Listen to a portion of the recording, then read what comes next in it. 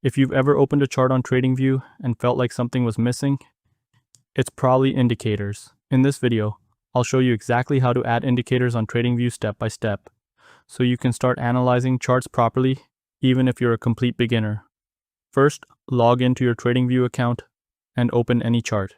You can search for a stock, crypto, or forex pair using the search bar at the top. Once you're on the chart, this is where everything happens. Now look toward the top of the screen. You'll see a button labeled Indicators. Go ahead and click on that. This opens up the indicator library. This is where most beginners get overwhelmed because there are a lot of options. But don't worry, you only need to focus on a few basics to get started. At the top, you'll see a search bar. This is the easiest way to find what you need. For example, type in RSI, which stands for Relative Strength Index. Click on it, and just like that, it gets added to your chart. You'll now see a new panel appear below your chart. That's your RSI indicator. It helps you understand whether something is overbought or oversold. If you want to add another indicator, just repeat the same process. Click Indicators again, search for something like Moving Average, and click on it.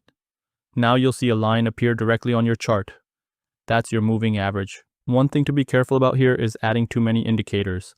A lot of beginners make this mistake. They stack 5 or 6 indicators and end up with a messy chart that's hard to read. Keep it simple. 2 or 3 indicators is more than enough when you're starting.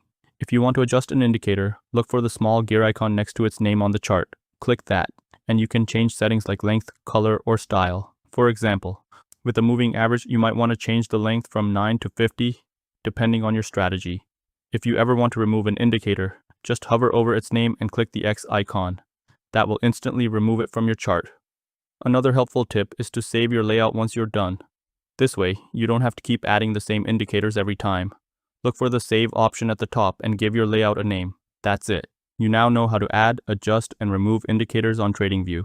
If this helped you out, make sure to subscribe for more simple guides like this.